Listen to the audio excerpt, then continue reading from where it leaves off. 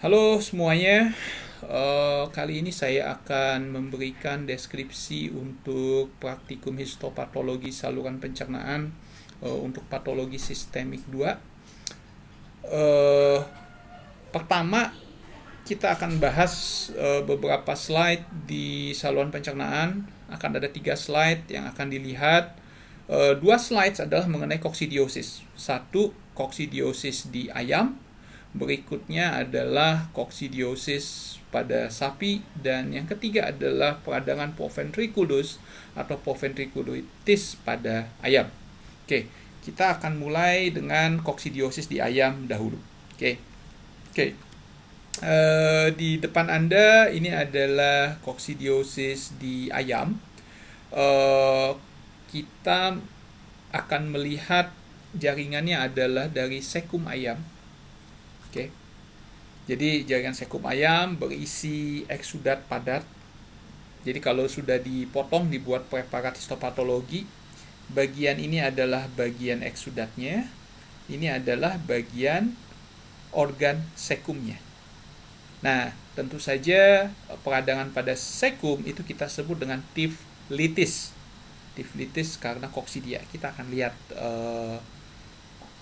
deskripsinya dan detailnya bagaimana slide ini seperti apa. Oke, kita lihat dulu bagian eksudatnya yang ada di lumen dari sekum yang nempel di sekum ya. Oke, saya akan besarkan dulu bagian eksudatnya.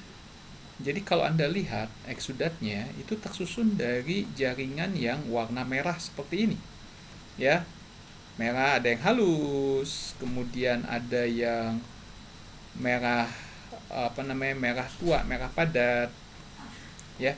Nah, ini sebenarnya ada fibrin. Ya, fibrin, dan Anda lihat, oke, saya besarkan saja, misalnya 40 kali, ini adalah jaringan matinya, jaringan nekrotik. Jadi fibrin bercampur sama jaringan nekrotik. Ini yang merah-merah fibrin, dan ini adalah ookista koksidia di dalam lumen. Ya, ookista koksidia di dalam lumen beserta jaringan nekrotik, sel-sel nekrosis. Nah, ini fibrin juga nih yang halus. Jadi karena dia fibrin bercampur sama jaringan nekrotik, maka kita sebut dengan eksudat fibrinonekrotikan. Ya. Oke, itu untuk bagian lumennya. Bagaimana dengan mukosanya? Kita lihat mukosanya. Ini adalah bagian mukosa dari sini sampai ke bawah, sampai sini. Ini adalah tunica muscularisnya, dan kemudian tentunya bagian luar yang tipis ini adalah bagian serosanya. Nah, fokus kita adalah pada bagian mukosa. Oke, kita lihat di sini. Mukosa seharusnya ditutupi oleh epitel, tapi di sini epitelnya hilang. Kemungkinan karena epitelnya terlepas, erosi yang kita sebut dengan desquamasi epitel. Dan bagian ini adalah bagian dari epitel yang masuk ke dalam mukosa, ini yang kita sebut dengan kripta. Ya, Anda lihat kriptanya. Kriptanya normalnya seperti ini. Tapi Anda bisa lihat, saya pakai besar-besar saja, ini kripta yang normal. Nah, ini kripta yang mengalami nekrosis dengan koksidia. Mungkin ookistanya di dalam lumennya, atau bisa juga adalah gametositnya. Ya. Dan ini juga kripta yang nekrosis, dan di kriptanya selain dia ada berbagai perkembangan stadium dekoksidia, juga banyak yang banyak sel gobletnya. Jadi mukusnya juga bertambah.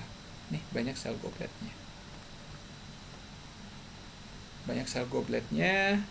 Nih, yang tidak berwarna, sel ukuran besar tidak berwarna adalah sel gobletnya.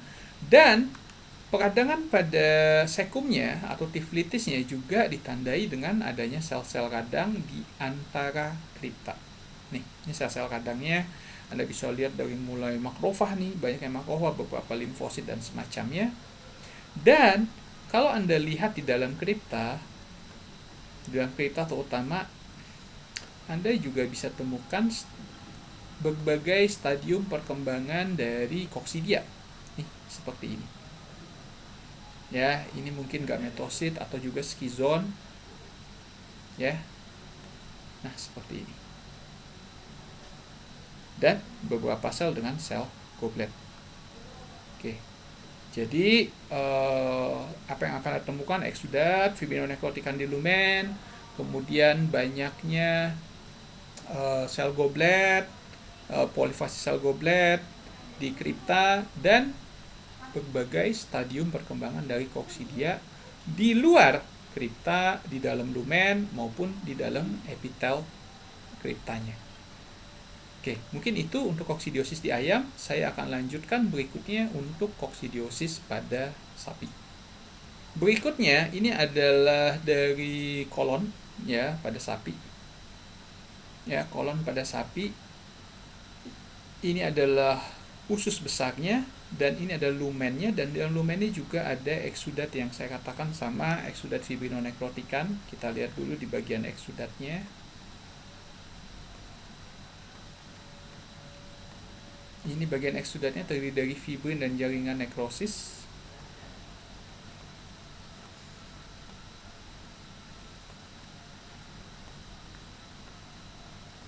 Terdiri dari fibrin dan jaringan nekrosis nih. Dan kemudian tapi di dalam jaringan fibrin dan jaringan nekrosis kita tidak temukan, atau sangat sedikit kita temukan adanya okista. Tapi ketika Anda lihat di mukosa nih, jadi ini mukosanya harusnya permukaannya tuh lebar-lebar, tapi ini kalau kita lihat pakai pembesaran lebih besar nih, ini adalah adanya nekrosis di bagian atas dari epitel, bagian atas dari mukosa, dan desquamasi atau epitel yang hilangnya terlihat. Kelainan sebenarnya mirip seperti yang pada ayam ya, tapi mungkin sedikit perbedaan adalah pada bentuk dari stadiumnya. Jadi Anda bisa lihat bentuknya besar dan merah dengan banyak granul di dalamnya. Ini adalah siklus perkembangan dari koksidia di dalam kripta. Beberapa juga kalau Anda lihat ada juga yang di luar kripta, dan banyak sel gobletnya di kripta, dan bahkan beberapa sel goblet juga mengalami nekrosis seperti ini. Ya, stadium perkembangan koksidianya di dalam epitel, dan ada beberapa juga di luar. Nih, seperti ini nih di luar epitel. Ya, mungkin ini gametositnya. Ya, dan juga masih ada di dalam epitel, disertai banyak sel goblet. Dan tentu saja sel radang Anda akan temukan di antara kripta-kriptanya. Sel plasma di sini, makrofag, eosinofil, neutrofil Anda akan temukan. Oke. Mungkin itu dari saya untuk koksidia pada sapi. Saya akan lanjutkan ke slide berikutnya. Baik, slide yang terakhir adalah poventriculitis atau peradangan poventriculus. Ini kasusnya diambil di ayam broiler. Anda tahu bahwa poventriculus itu fungsinya adalah untuk menghasilkan enzim pepsin dan juga menghasilkan HCl yang fungsinya untuk pencernaan protein, untuk mencerna protein. Untuk poventriculus itu sama, terdiri dari lapis mukosa di sini. Ini epitel fili-filinya, epitel-epitelnya ini adalah yang gede-gede, ini adalah kelenjar poventriculus, ini lapis muskularisnya, dan tentu saja ini serosanya. Ya. Fokus kita adalah kelainan di lapis mukosa ya, di epitel dan subepitel serta di kelenjarnya. Oke, kita akan lihat seperti apa kelainannya. Saya pakai pembesaran 10 kali. Nih, di sini Anda bisa lihat ada yang bintik-bintik ungu. Saya besarkan saja langsung ke 40. Nah, ini adalah sel radang di bawah epitel. Dan tentu saja epitelnya banyak menghasilkan sel goblet. Jadi ada polifasi sel goblet, dan ini adalah mukus di lumennya. Dan Anda bisa lihat sel radangnya, makrofag, limfosit. Anda bisa temukan nih seperti ini.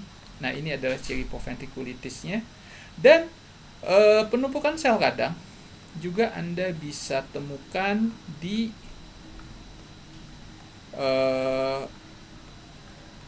kelenjarnya. Saya ambil contoh misalnya seperti ini. Nih, di antara kelenjar proventriculus Anda temukan sel-sel radang menandakan proventriculitis.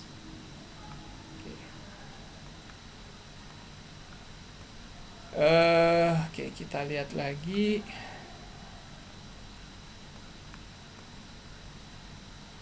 Sel gobletnya banyak juga di kelenjar.